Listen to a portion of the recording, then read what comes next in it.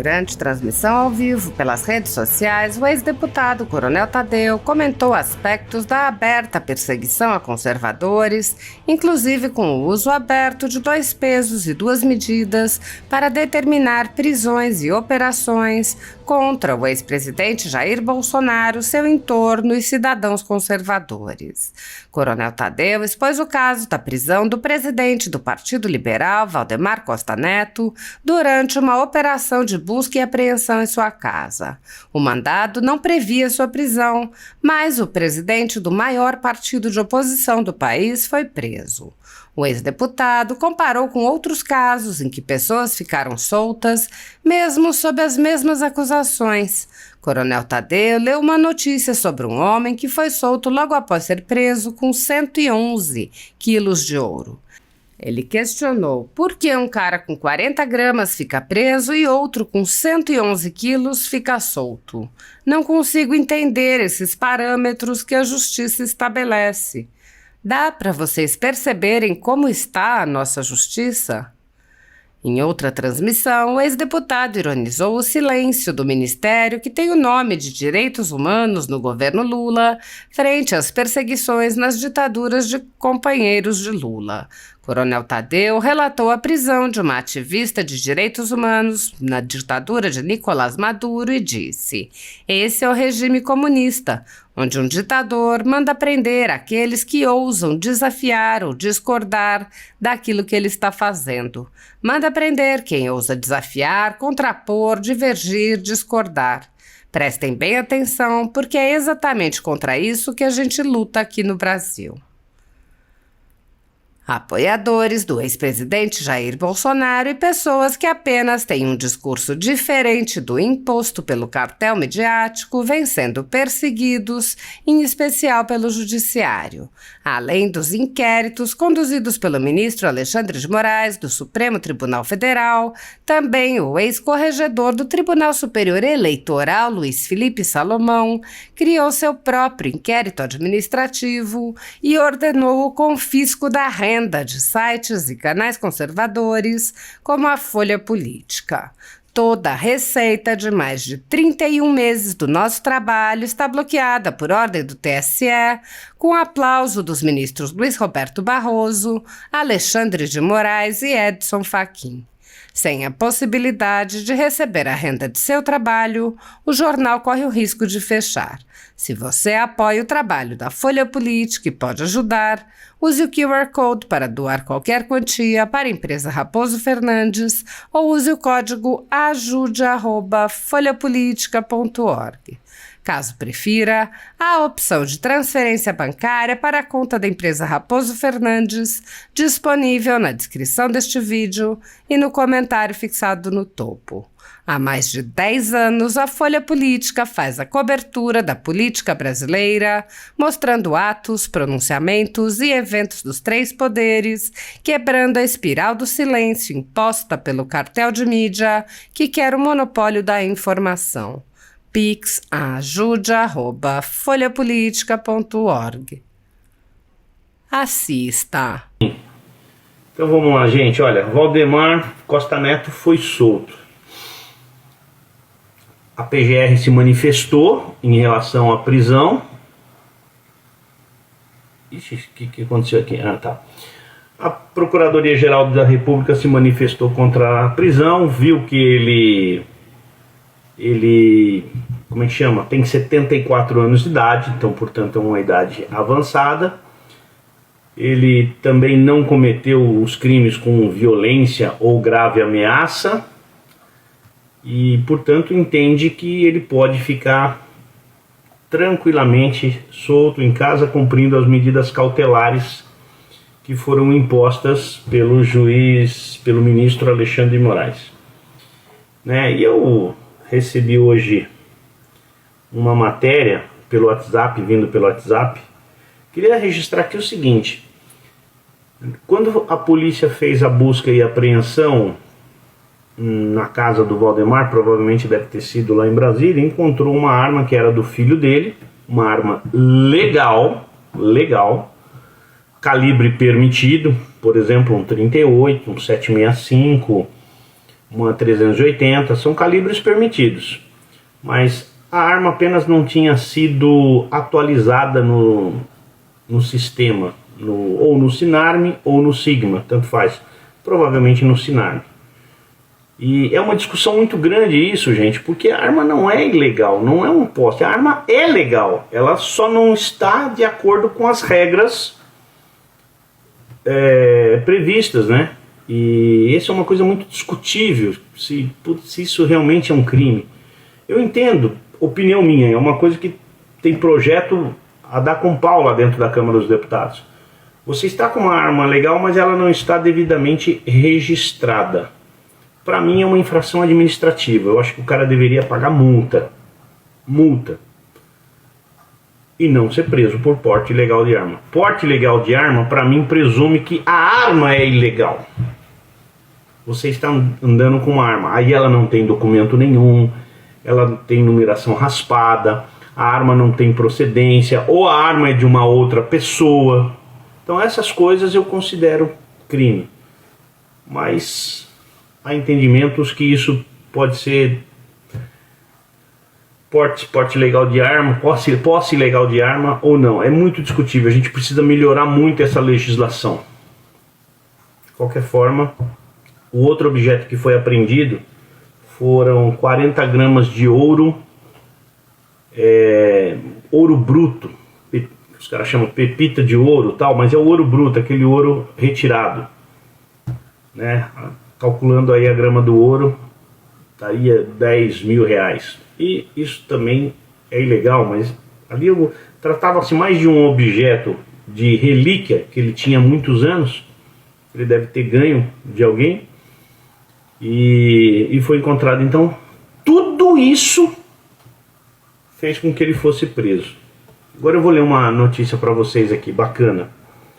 Essa notícia é de 2019, de 13 de junho de 2019, portanto, ela tem quase 5 anos essa notícia. Passageiro preso com 111 quilos de ouro em avião em Goiânia é solto pela justiça. Vou mostrar aqui para vocês, né? Pode ler aí, ó, do Globo. Passageiro preso com não estou falando de 40 gramas não, gente. Não estou falando de 40 gramas. Estou falando de 111 quilos de ouro é solto. Um cara com 111 quilos de ouro. Suspeito segue sendo investigado por crime ambiental e por usurpação de bem da União. E, na verdade, o ouro é um mineral que ele pertence à União. Você tem que ter autorização para ter esse ouro. Se você carregar ouro para cima e para baixo, não esses brincos, anéis, pulseiras, colares, tal, tudo que você compra, teoricamente a gente presume que tem procedência. Foi extraído esse ouro de algum lugar, né, por uma mineradora autorizada. Essa mineradora vendeu isso para essas empresas que fazem essas joias, e essas joias então vieram parar nas lojas, nos shoppings, por aí vai, e você compra, tudo isso é legal. Agora, quando o ouro é bruto, né, você tem que ter autorização, você tem que andar com uma licença, como se fosse a própria arma, como a gente acabou de falar aqui. Mas o sujeito com 111 quilos foi liberado. Liberado. 111 quilos, gente, dá exatamente 111 mil gramas. Ele tinha exatamente 2.775 vezes o que tinha o Valdemar Costa Neto dentro de casa. 40 gramas de ouro é um negocinho assim. Dá para imaginar o que é 111 quilos de ouro? Eu imagino que deve caber numa caixa, sabe aquelas caixas de papelão de forno micro-ondas? Bobear, aquilo ali é insuficiente ainda para carregar 111. Deve ser uma caixa de papelão tipo de uma máquina de lavar, alta de 1 metro, para carregar tanto ouro desse jeito. Então aí a gente fala assim, por que um cara com isso aqui de ouro fica preso e o outro, com 111 quilos, fica solto. É isso que eu não consigo entender, esses parâmetros que a justiça estabelece. Por que isso? Né? Dá para vocês perceberem como está a nossa justiça, gente? Dá para vocês perceberem? E vocês façam então as suas análises do porquê será que isso acontece.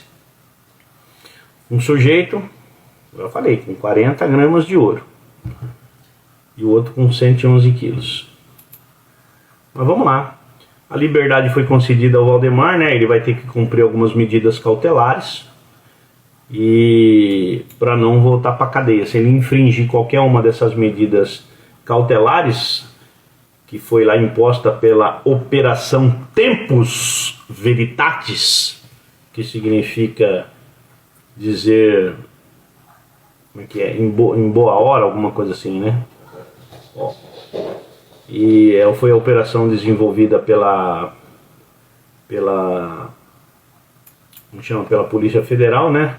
No curso dessa operação, se ele fingir, ele volta para a cadeia com a prisão preventiva decretada mesmo, e aí sem data para sair. Só para vocês saberem em que situação que está.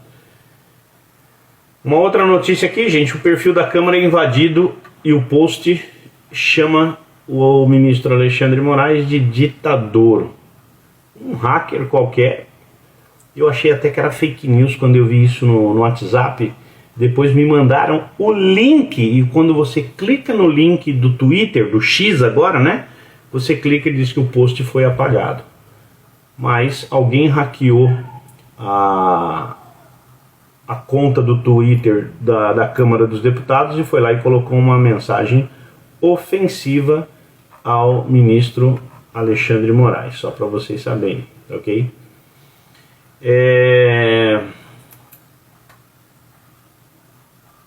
E eu queria pensar uma coisa aqui para todos vocês saberem, gente, uma coisa para vocês saberem sobre o nosso presidente. Nosso presidente tem dito em tudo quanto é discurso, deixa eu até controlar o tempo aqui, olhar o tempo direitinho, tem dito em tudo quanto é discurso que a Operação Lava Jato foi uma mentira, que aquilo foi tudo armado, e que houve perseguição. Gente, olha, perseguição nós estamos vendo agora. A Lava Jato não teve perseguição nenhuma, teve fatos. Ela começa com uma apreensão de muitos dólares em espécie, grana, numa estrada do Paraná. Quem não assistiu, gente, procura aquele filme Mecanismo. Assiste esse filme Mecanismo para vocês saberem exatamente o que foi a Operação Lava Jato.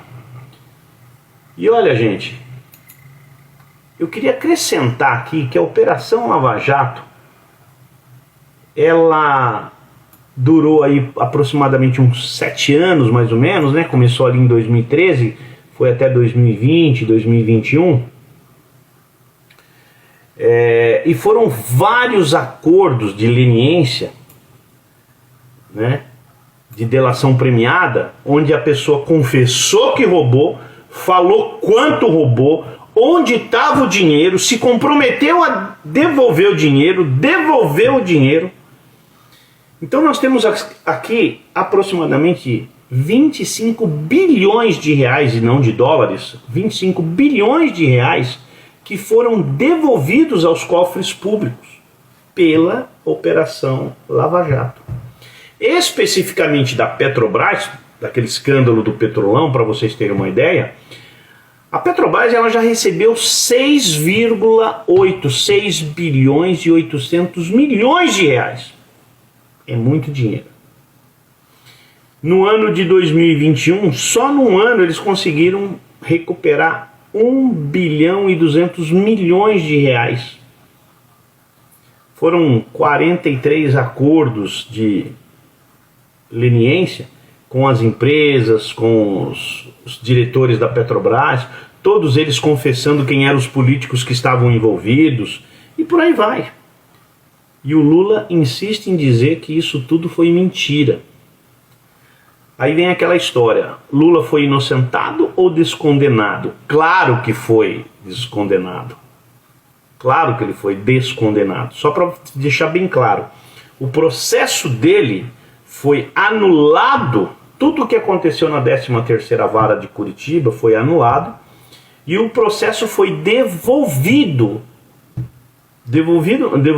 encaminhado, porque não estava no TRF-1, foi encaminhado do TRF-4, que é no Sul, Porto Alegre, para o TRF, Tribunal Regional Federal 1, que é em Brasília. Só isso. Mas o processo, ele continua. É claro, né, gente, que ele não vai continuar, já está prescrito, já ficou para trás, nós temos prescrição de crime, e isso já foi, fizeram tudo de caso pensado, infelizmente. Mas o que eu gostaria de destacar aqui, desse trecho dessa live que eu estou falando aqui para vocês, é que o Lula, ele mente descaradamente para tentar enganar a opinião pública. E ele tem feito isso com muita frequência mesmo. E se vocês virem alguma notícia, não caiam nessa milonga. O Google está aqui, ó, o Google, para vocês pesquisarem exatamente o que aconteceu. Do Google eles não vão apagar de jeito nenhum.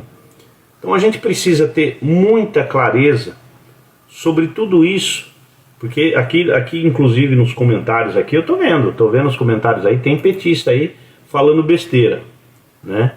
Tem petista falando besteira, dizendo que não aconteceu nada, tal. E inclusive o Geraldo Martini está falando aqui, o Mecanismo deveria receber o Oscar de melhor filme. Olha, Geraldo, eu particularmente dou o Oscar, pessoalmente, a minha opinião, merece também ter o Oscar, porque é um filme que esclarece muito o que aconteceu durante a Operação Lava Jato, e mostra claramente para quem não entende essa confusão toda de como é que as coisas aconteceram durante o governo do PT. Então fica aqui esse registro. Hoje eu estou, assim, sinceramente, muito contente. Estou registrando uma audiência fantástica, né? Tanto no Instagram como no Facebook, no Twitter e no... no Twitter, Facebook, YouTube e Instagram, as 4. Estou registrando uma audiência muito bacana. Deixa eu agradecer a todos vocês que eu estava punido nas redes sociais. Eu falo para vocês que eu estava punido. Sinceramente, eu sempre tentei saber o porquê para tentar consertar o erro, porque aqui a gente, como ser humano, a gente pode errar a qualquer momento, né? E a gente tem que tomar muito cuidado com esses erros. E eu acredito que a minha punição ela caiu, então, portanto, eu estou vendo que essas plataformas estão entregando mais o meu conteúdo.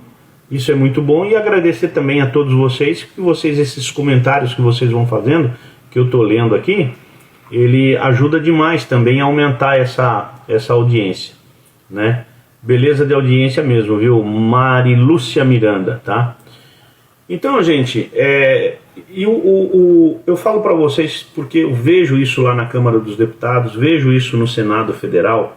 Os petistas, claro que eles estão fazendo o jogo deles, eles precisam contar essa mentira, né? Precisam contar essa mentira, porque falando 1000 vezes uma mentira, ela vira verdade.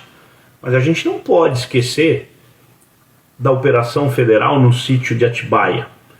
Aliás, eu posso estar muito enganado, mas foi no sítio de Atibaia que encontraram alguns objetos que não eram do Lula, eram do Palácio do Planalto, se eu não me engano, lá no sítio de Atibaia, e também dentro de um cofre do Banco do Brasil aqui em São Paulo. Um cofre ou um depósito, alguma coisa assim do Banco do Brasil, foram encontrados objetos que eram do Palácio do Planalto, não eram presentes que o Lula tinha recebido, não.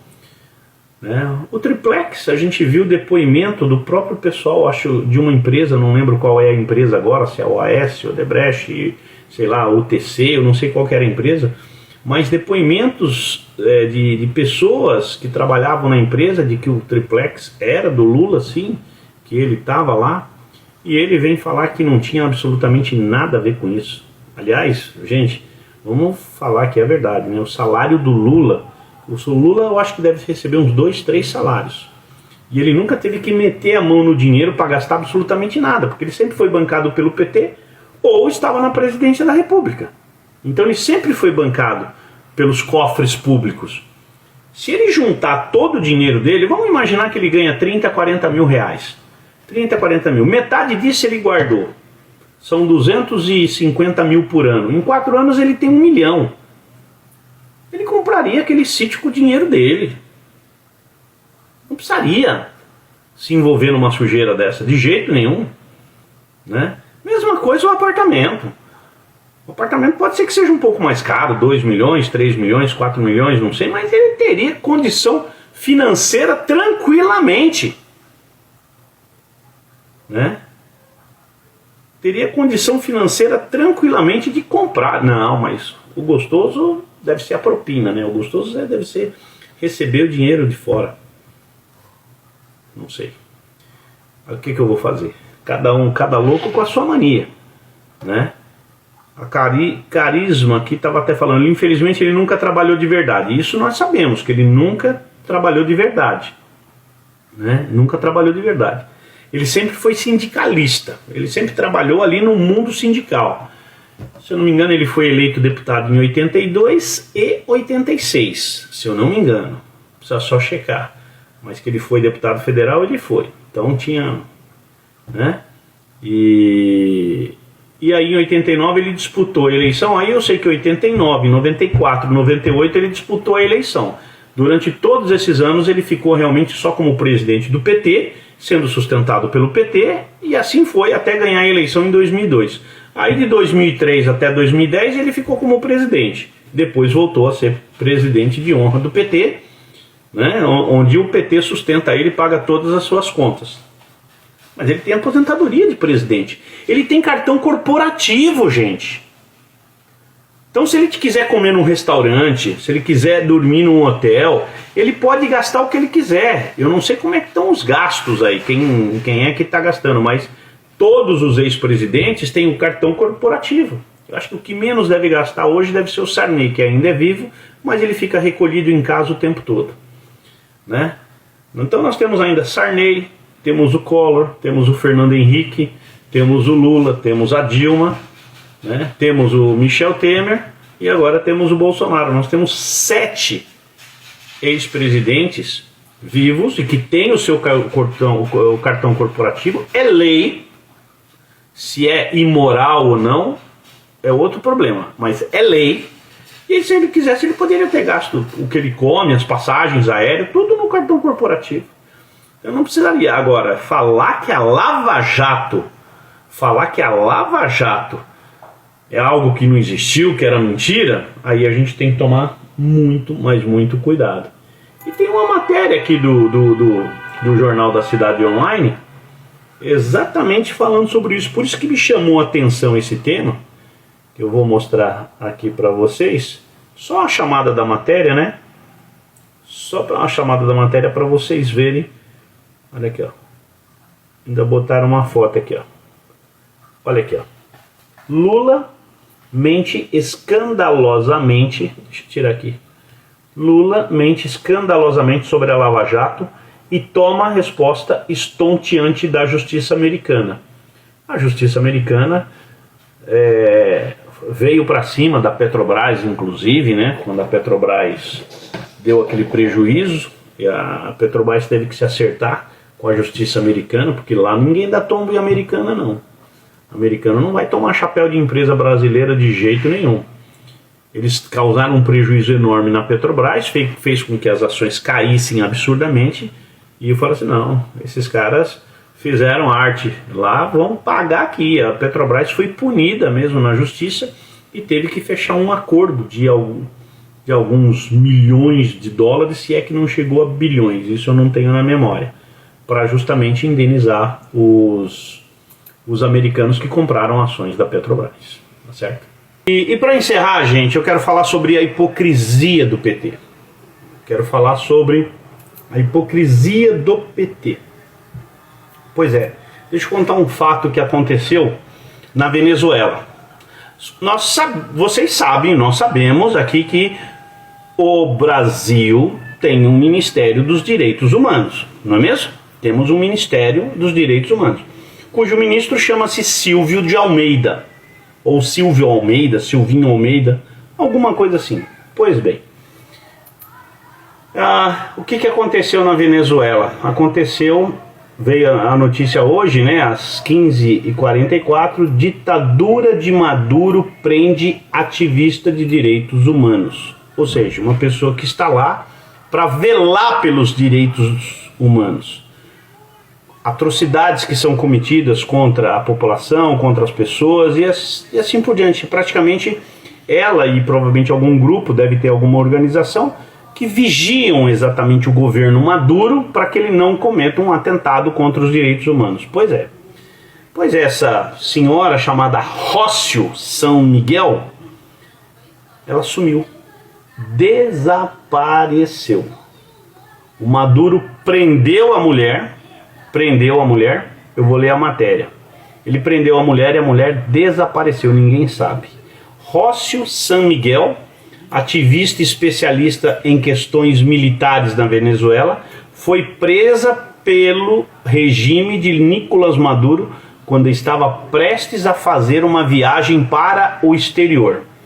Familiares e amigos de Rócio, que é presidente de uma ONG, eu imaginei que tivesse, né, a Control Ciudadano para la Seguridad, la Defensa e la Fuerza Armada Nacional, é o nome da instituição. Não sabem o paradeiro da ativista desde que foi detida na sexta-feira, dia 9. A notícia só saiu hoje. Olha só. Exigimos a sua liberdade imediata e denunciamos que este novo abuso faz parte da dolorosa prática de perseguição contra aqueles que defendem e exercem os direitos, alertou a ONG Provea. Pois é, gente. Esse é o regime comunista. Esse é um regime comunista, onde um ditador manda prender aqueles que ousam desafiar ou discordar daquilo que ele está falando, ou daquilo que ele está fazendo. Vou deixar bem claro. Isso é um regime comunista, onde um ditador manda prender quem ousa desafiar, contrapor, divergir, discordar daquilo que ele está fazendo. Prestem bem atenção nisso, porque é contra isso que a gente luta aqui no Brasil. É exatamente contra isso, para que nós não tenhamos nenhuma ditadura aqui nesse país. O povo precisa ter liberdade, coisa que na Venezuela não estão tendo. Então, por último, eu queria encerrar essa live com uma frase para vocês pensarem, mas pensarem mesmo, com bastante juízo.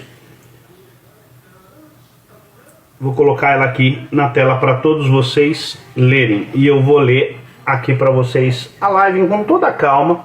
Essa é uma frase, deixa eu ajeitar aqui nos dois, né? Essa é uma frase de Nicolau Maquiavel, quando ele escreveu um livro chamado O Príncipe. Um povo que aceita passivamente a corrupção e os corruptos não merece a liberdade. Merece a escravidão.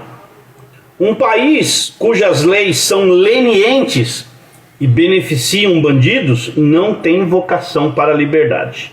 Seu povo é escravo por natureza. Aí. Isso é para vocês entenderem, gente, que a liberdade, ela é um bem intangível, é um bem, mas que a gente precisa lutar constantemente por ela. Constantemente. Ou vai sempre alguém que vai querer pisar no seu pescoço para não deixar você lutar pela sua liberdade. É sempre assim. O preço da liberdade é a eterna vigilância. Aprendam isso. E vigilância significa luta, em alguns momentos, luta de verdade. É isso que nós estamos fazendo. Tá bom?